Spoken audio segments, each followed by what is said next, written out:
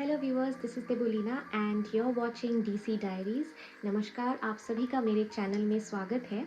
आज का जो टॉपिक है जो मैं आपसे शेयर करने वाली हूँ वो है कि कनाडा में बैंक जॉब कैसे मिले। अगर आप कनाडा में एज अ परमानेंट रेजिडेंट यानी कि पीआर आ रहे हैं या फिर आप किसी तरीके के वीज़ा पे, स्पेशली अगर आप स्टूडेंट वीज़ा पे कनाडा आ रहे हैं और आपको एक पार्ट टाइम जॉब की ज़रूरत है, तो बैंकिंग जॉब बहुत ही यहाँ पे पॉपुलर है और बहुत ही रिस्पेक्टेबल जॉब है। इसके वर्क आवर्स फिक्स्ड है और एज सच आपको वर्क प्लेस के बाहर काम नहीं करना पड़ता है, जो कि हम बहुत सारे आईटी जॉब्स में देखते हैं कि वर्क आवर्स फिक्स्ड नहीं है और राउंड द क्लॉक कभी कभी काम करना पड़ता है, वर्क प्रेशर भी बहुत ज़्यादा होता है।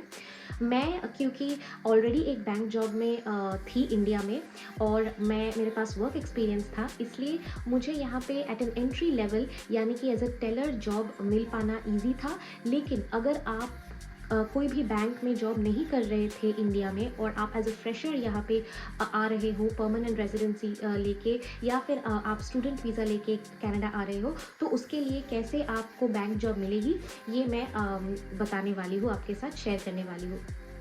सबसे पहले मैंने क्या किया, मैं जब कनाडा आई उसके बाद मैंने तुरंत अपना रेज्यूमे बनाया कैनेडियन फॉर्मेट में। और आप किसी भी गूगल पे आप सर्च करोगे कैनेडियन रेज्यूमे, तो आपको बहुत सारे ऑप्शंस मिलेंगी और आप उस पर रिसर्च करके आप अपना रेज्यूमे बिल्ड करें। यहाँ पे सबसे बड़ी बात जो मुझे फ़ील हुआ जब मैं इंटरव्यूज़ दे रही थी बैंक्स में, तब मुझे लगा कि यहाँ पे एक बहुत ही कॉमन प्रैक्टिस है जो इंटरव्यूअर्स सुनना चाहते हैं आपके आंसर में, वो है स्टार मेथड। और यहाँ का इंटरव्यू प्रोसेस इंडिया के इंटरव्यू प्रोसेस से थोड़ा डिफरेंट है। स्टार मेथड का मतलब है situation, task, action and outcome और रिजल्ट। तो इसमें आपको एक सिचुएशन बताना पड़ता है, जिस तरीके से आपने एक अच्छा कस्टमर सर्विस दिया या आपने कोई प्रॉब्लम अपने आप सॉल्व किया हो, और सिचुएशन क्या था, आपका टास्क क्या था, आपने क्या किया यानी कि आपका एक्शन क्या था, और उसके वजह से रिजल्ट क्या था, बोथ शॉर्ट टर्म के लिए और लॉन्ग रन के लिए। तो ये स्टार मेथड बहुत सारे इंटरव्यूअर्स फॉलो करते हैं। बात अगर हम करें कि कनाडा के सबसे अच्छे बैंक्स कौन से हैं और आपको कौन से बैंक्स में अप्लाई करना चाहिए at an entry level position for a banking career in Canada, तो कनाडा के सबसे बड़े 6 बैंक्स हैं: BMO, Bank of Montreal; TD Bank, Toronto Dominion Bank; RBC, Royal Bank of Canada; CIBC यानी कि Canadian Imperial Bank of Commerce; National Bank of Canada, NBC, और Scotia Bank. तो ये जो 6 बैंक्स हैं ये कनाडा में बहुत ही ज़्यादा पॉपुलर है। कनाडा के किसी भी प्रोविंस में आप जाओ, चाहे Ontario, British Columbia, Nova Scotia, Manitoba, किसी भी प्रोविंस में जाओ, तो ये बड़े जो बैंक्स हैं उनके ब्रांचेस आपको ईजिली दिख जाएंगे। इसीलिए इन बैंक्स के बारे में आप रिसर्च करना पहले से ही शुरू कर दीजिए, यानी कि इंडिया में बैठे बैठे आप इन बैंक्स के ऊपर, इनकी हिस्ट्री, इनके कितने एम्प्लॉयज़ हैं और इनके ब्रांचेस कहाँ हैं, इनके हेडक्वार्टर्स कहाँ हैं, कितने ब्रांचेस हैं इन टोटल, क्या क्या सर्विसेज देते हैं, क्या प्रोडक्ट्स हैं इनके, अगर आप इतनी तैयारी पहले से कर लोगे तो आपके लिए बहुत ज़्यादा आसान हो जाएगा इंटरव्यू क्रैक करना। तो सबसे पहले आपने रिसर्च कर लिया कि कौन से बड़े 6 बैंक्स हैं। फिर आप जब कनाडा आते हो और यहाँ पे आप जॉब ढूंढना स्टार्ट करते हो, तो सबसे पहले आपको ये फाइंड आउट करना है कि उन पोजिशंस के नाम क्या है और कौन से पोजीशंस हैं जिनमें आपको इजीली एंट्री लेवल पे मिल जाएगा in the bank. So first is, अगर आप एंट्री लेवल पे जॉब ढूंढ रहे हो यानी कि रिटेल लेवल पे कस्टमर सर्विस पोजीशन आप ढूंढ रहे हो किसी भी बैंक में, तो उस पोजीशन का नाम है टेलर। तो मैंने भी टेलर पोजीशन से स्टार्ट किया था क्योंकि मेरे पास ऑलरेडी एक वर्क एक्सपीरियंस था और मेरे कस्टमर सर्विस स्किल्स भी थे, क्योंकि मैं इंडिया में जॉब करती थी ऑलरेडी एक गवर्नमेंट बैंक में। तो मुझे कस्टमर सर्विस रिलेटेड क्वेश्चंस जो इंटरव्यू में पूछे गए वो आंसर करना डिफ़िकल्ट नहीं था। तो आप भी जब अपनी तैयारी करें तो कुछ कस्टमर सर्विस रिलेटेड क्वेश्चंस आप तैयार करके उनके आंसर्स रेडी रखिए, क्योंकि इंटरव्यूअर्स आपसे स्टार मेथड के द्वारा वो आंसर्स जानना चाहेंगे। आप जब पोजीशंस देखोगे तो यूजुअली उन पोजीशंस का नाम कुछ इस तरीके के होते हैं: क्लाइंट एक्सपीरियंस एसोसिएट, यानी जो टीडी बैंक है उस बैंक में क्लाइंट एक्सपीरियंस एसोसिएट नाम है टेलर पोजीशन का। और टेलर पोजीशन यानी कि आपको इस पोजीशन में क्या करना होगा। तो ऑन एन एवरेज डे जब आप ब्रांच में काम करोगे, स्टार्टिंग से लेके एंड तक एक यूजुअल डे में आप कस्टमर सर्विस प्रोवाइड करोगे। हम इंडिया में इस पोजीशन को कैशियर भी बोलते हैं या फिर क्लेरिकल पोजीशन भी बोलते हैं। बैंक में आ रहे कस्टमर्स को ग्रीट करना, उनको वेलकम करना, उनसे थोड़ा बहुत स्मॉल टॉक करना, जैसे कि how is your day going, how are you, ये एक स्टैंडर्डाइज्ड वे ऑफ ग्रीटिंग है कस्टमर्स को। उसके बाद उनको उनके ट्रांजैक्शनल रिक्वेस्ट्स के साथ हेल्प करना, यानी कि ज़्यादातर लोगों के जो ट्रांजैक्शनल रिक्वेस्ट्स होते हैं, कैश या पैसे विदड्रॉ करना, पैसे डिपॉजिट करना, उनके चेक डिपॉजिट करना, उनका मोबाइल नंबर चेंज करना, उनका एड्रेस चेंज करना, और भी जो बिल पेमेंट होती है, उनको बिल्स पे करने होते हैं, अपने पानी का बिल, अपने बिजली का बिल, फ़ोन बिल, तो ये सारी चीज़ें जो है एक टेलर करता है। तो ये सारी जो जॉब ड्यूटीज़ हैं वो एक टेलर की ड्यूटीज़ है। और ये जो है पोजीशन, इसको ज़्यादातर कस्टमर एक्सपीरियंस एसोसिएट या फिर बैंकिंग एडवाइज़र या फिर क्लाइंट एडवाइज़र या फिर कस्टमर सर्विस रिप्रेजेंटेटिव और CSR, इन नामों से जाना जाता है। तो कनाडा में जब आप लैंड करोगे और आप जॉब्स ढूंढोगे, रेज्यूमे आपने बना लिया है, कौन से वेबसाइट्स आपको फॉलो करने चाहिए ताकि आप उन वेबसाइट्स में पोजीशंस देख पाओ, वैकेंसीज और जॉब पोस्टिंग्स देख पाओ। तो यहाँ पे दो बहुत ही फेमस वेबसाइट्स हैं, एक है लिंक्डइन और इसका तो ऐप भी है, और दूसरा है इंडीड। सो लिंक्डइन पे मैंने भी अप्लाई किया था, बहुत सारे पोजीशंस पे अप्लाई किया था, तब जाके मुझे 2 या 3 पोजीशंस के लिए इंटरव्यूअर ने रीच आउट किया था, उसमें से एक में मुझे जॉब ऑफर हुआ था एज अ टेलर। और दूसरा वेबसाइट है इंडीड, सो INDEED, उसका मैं आपको लिंक भी नीचे डिस्क्रिप्शन बॉक्स में ऐड कर दूंगी। तो इंडीड और लिंक्डइन, ये दो बहुत ही पॉपुलर वेबसाइट्स हैं जिनमें आप अप्लाई कर सकते हो, एज अ फ्रेशर भी अप्लाई कर सकते हो और आपको मिल सकता है डिपेंडिंग ऑन दी वैकेंसी। सबसे पॉपुलर मेथड ये है, अगर आप न्यू हो कनाडा में और आप बहुत ही ज़्यादा ईगर हो और आप एक्स्ट्रा माइल जाने के लिए रेडी हो, then a very good idea would also be to walk in person to any nearest bank branch जो आपके घर के नज़दीक हो। तो अगर आप डायरेक्टली ब्रांच में जाते हो और ब्रांच के मैनेजर से मिलते हो, प्लीज़ कीप इन माइंड, अगर आप इन पर्सन जा रहे हो तो अगर आप फॉर्मल्स में जाओगे, यानी कि आप फॉर्मल अटायर में, कैजुअल वेयर में ना जाए, फॉर्मल अटायर में जाते हो और प्रिपेयर्ड होके जाते हो, एक फोल्डर आपका रेज्यूमे और कुछ interview questions and answers prepared होके लेके जाते हो, और ब्रांच मैनेजर को पर्सनली या जो भी उस ब्रांच में मैनेजर है, फ्लोर मैनेजर है, उनको आप अपना resume in person hand out करते हो, तो उसका इम्पैक्ट बहुत ही ज़्यादा होता है, क्योंकि ब्रांच मैनेजर आपको फिजिकली इन पर्सन उनके सामने देख रहा है। और इसका इम्पैक्ट आपके ऑनलाइन एप्लीकेशन से कई ज़्यादा गुना बेहतर है, क्योंकि ऑनलाइन एप्लीकेशंस कई बार ब्रांच मैनेजर्स तक पहुंचते भी नहीं हैं और वो उससे पहले ही फिल्टर आउट हो जाते हैं बाय AI और by the HR. So I would highly recommend the second method, which is going in person to all the nearby bank branches from the different banks that I have mentioned and handing off your resume in person. That really strikes a chord with the manager और उनको ये impression पड़ता है कि आप बहुत ही ज़्यादा interested हो और serious हो इस position को लेके, और आपको भी एक feel मिल जाता है कि अगर आप selected होते हो तो आपका work environment कैसा होगा। आप observe कर सकते हो कि वहाँ के टेलर्स कैसे ग्रीट कर रहे हैं कस्टमर्स को, कैसे वो अपना जॉब कर रहे हैं। और रिगार्डलेस अगर आप कनाडा में आते हो तो एज अ न्यू कमर आपको एक बैंक अकाउंट की बहुत ज़्यादा ज़रूरत पड़ेगी कनाडा में। Without a bank account you will not be able to do any of your daily transaction. Like अगर आप ग्रोसरी स्टोर जाते हो और आपको ग्रोसरीज खरीदनी है या कुछ भी शॉपिंग करना है, तो उसके लिए बैंक अकाउंट होना और एक बैंक डेबिट कार्ड होना तो बहुत ही मिनिमम नेसेसिटी होती है। इसलिए जब आप बैंक अकाउंट खोलने जा रहे हो तभी आप अच्छे से ऑब्जर्व कर सकते हो कि वहाँ के टेलर्स क्या कर रहे हैं, कैसे अपने कस्टमर्स को ग्रीट कर रहे हैं और किस तरीके का पोजीशन है। और कैनेडियंस जो है, यहाँ के जो कनाडा के बैंक में जो भी स्टाफ है वो बहुत हेल्पफुल है। आप बेझिझक बिना हेजिटेट किए आप पूछ सकते हो कि अगर मुझे यहाँ पे जॉब करना है तो मैं कैसे जॉब करूँ, मुझे क्या क्या करना चाहिए। तो वहाँ का कोई भी स्टाफ आपको बहुत अच्छे से गाइड करेगा, आपको बहुत ही अच्छे से बता देगा स्टेप्स आपको क्या क्या करना चाहिए और कैसे प्रिपेयर करना चाहिए। इनफैक्ट आप अगर किसी भी स्टाफ को अपना रेज्यूमे देते हो then they will make sure to forward it to the branch manager. और दी असिस्टेंट ब्रांच मैनेजर। तो ये हो गया कि आप कैसे आप कनाडा में आते हो और कौन से रोल के लिए अप्लाई कर रहे हो। तो मेरा हमेशा से मन था कि मैं रिटेल लेवल पे ग्रो करूं, इसलिए मैं एज अ टेलर ज्वाइन की और फिर मैंने एक सर्टिफिकेशन किया जिसका नाम है कैनेडियन सिक्योरिटीज़ कोर्स। ये एक बहुत ही इम्पॉर्टेंट कोर्स है अगर आप फाइनेंशियल यानी कि इन्वेस्टमेंट बैंकिंग में जाना चाहते हो और आपको फाइनेंशियल एडवाइस देनी है कस्टमर्स को in terms of investments, mutual funds. तो इस तरीके का आप एक कोर्स कर सकते हो और तब जाके आपको प्रोग्रेस करने को मिलेगा inside the branch as a financial adviser.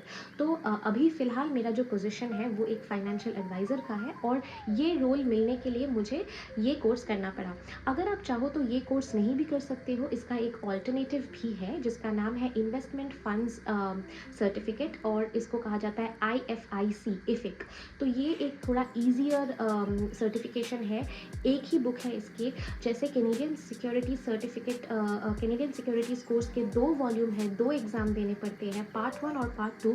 इफ़िक का सिर्फ एक ही एग्ज़ाम है, इसलिए वो थोड़ा कंपैरेटिवली ईजी है दैन द CSC।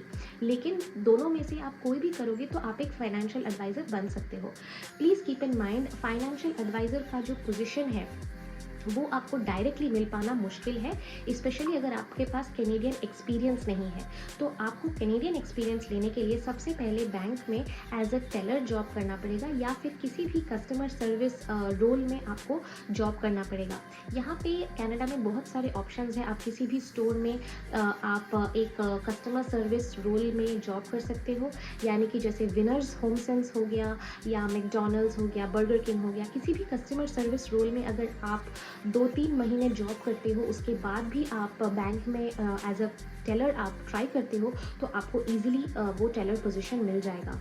टेलर के बाद नेक्स्ट जो रोल है in the bank is that of a personal banking associate. इस रोल के नाम का बहुत सारे अलग अलग वेरिएशंस हैं, लेकिन जो मेन रिस्पॉन्सिबिलिटी है उस रोल का वो यही है कि वो बैंक अकाउंट्स खोलने में मदद करते हैं क्लाइंट्स को और उनको डेबिट कार्ड, क्रेडिट कार्ड, कोई भी लोन, कोई भी लाइन ऑफ क्रेडिट, ये सारी चीज़ों के साथ मदद करते हैं। तो इस रोल का नाम है पर्सनल बैंकिंग एसोसिएट। TD में, RBC में इसका नाम बैंकिंग एडवाइज़र से क्लाइंट एडवाइज़र कोई भी हो सकता है, दूसरे बैंक्स में दूसरे इस रोल के नाम है। तो सबसे पहला हो गया टेलर, उसके बाद अगर आपको प्रमोशन मिलती है या अगर आपको स्विच करना है तो आप इस रोल की तरफ देख सकते हो। उसके बाद आता है फाइनेंशियल एडवाइज़र, यानी कि आप इन्वेस्टमेंट एडवाइस दे रहे हो कस्टमर्स को। और यहाँ पे मैं कहना चाहती हूँ कि जो बैंकिंग जॉब है कनाडा पे वो बहुत ही सिक्योर और बहुत ही अच्छा है। Unlike India, banks are not government subsidiaries, यानी कि ये पब्लिक सेक्टर बैंक्स नहीं है, सारे बैंक्स जो है वो प्राइवेट है और यहाँ पे पब्लिक सेक्टर बैंक्स बोल के कोई कॉन्सेप्ट नहीं है। However in terms of security, आप अगर आपके काम में बहुत अच्छे हो और आप अच्छे से कंप्लाइंट तरीके से जॉब कर रहे हो, एथिकली करेक्ट डिसीजंस ले रहे हो, कॉन्फिडेंशियल तरीके से अपने कस्टमर्स की इंफॉर्मेशन मेंटेन कर रहे हो और सबसे बड़ी बात अप्रोचेबल हो, फ्रेंडली हो, एक प्लीजिंग पर्सनैलिटी है आपकी, तो आप बहुत ही ईजिली बैंकिंग करियर में आप कनाडा में ग्रो कर सकते हो।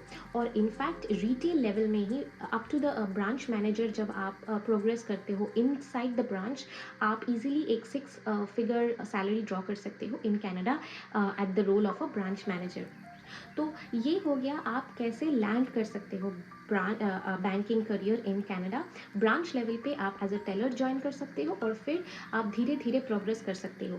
कनाडा में प्रमोशंस बहुत ही जल्दी होती है और स्पेशली अगर आप स्विच कर रहे हो तो और भी जल्दी आपको दूसरे रोल पे मिल सकता है ऑप्शन, अगर आप अपनी जॉब पे और अपनी स्किल पे बहुत अच्छे हो। तो टेलर से मतलब कि एक क्लाइंट एक्सपीरियंस एसोसिएट से, जो कि बहुत ही एंट्री लेवल पोजीशन है, उस रोल से नेक्स्ट रोल में प्रमोट होने के लिए ज़्यादा से ज़्यादा 1 साल लगता है। और जो बैंकिंग एडवाइज़र यानी कि जो जो पर्सनल बैंकिंग एसोसिएट है, जो टेलर के ऊपर वाला पोजीशन है, उसकी सैलरी भी 40 to 50,000 कैनेडियन डॉलर्स है पर ईयर, जो कि बहुत अच्छा है, जिसमें आप पूरा आपका इस साल का कंपनसेशन प्लस एक at the year and bonus भी मिलेगा। तो ये एक बहुत ही ल्यूक्रेटिव सैलरी है और इस यहाँ तक पहुँचने के लिए आपको कोई भी सर्टिफिकेशन करने की ज़रूरत नहीं है। अब उसके बाद जब आप फाइनेंशियल एडवाइज़र यानी कि इन्वेस्टमेंट बैंकर बनना चाहोगे तो उसके लिए जैसा मैंने कहा वो 2 कोर्सेज़ करने पड़ेंगे।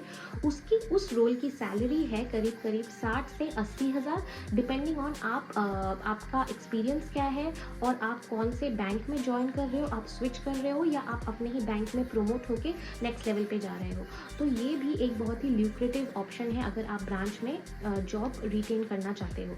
अगर आप रिटेल लेवल पे जॉब नहीं करके आप रिटेल लेवल से कॉर्पोरेट लेवल पे आना चाहते हो या हाई नेटवर्थ क्लाइंट्स के साथ करना चाहते हो काम, तो उसके लिए अलग अलग कोर्सेज हैं।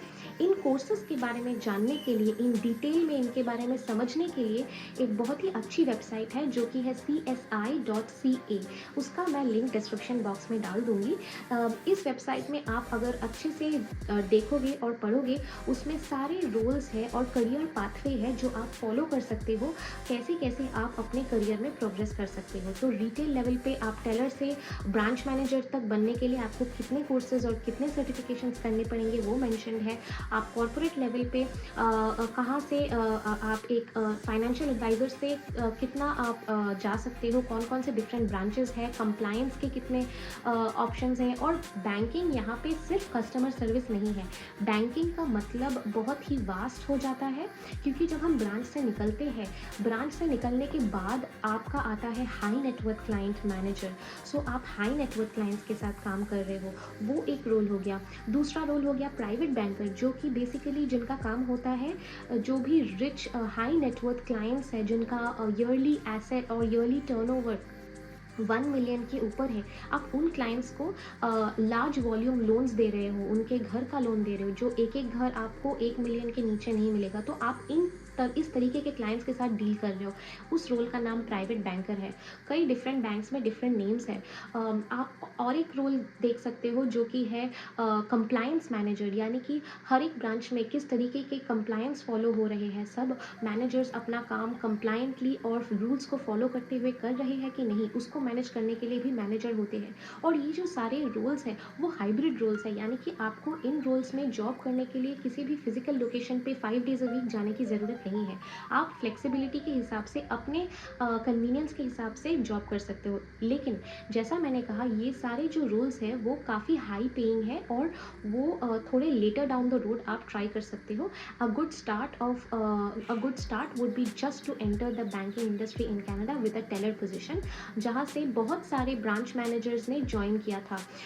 मेरे जो पुराने मैनेजर थे उन्होंने भी टेलर के पोजीशन से ज्वाइन करके फिर ब्रांच मैनेजर बन के अभी कॉर्पोरेट लेवल पे जॉब कर रहे हैं।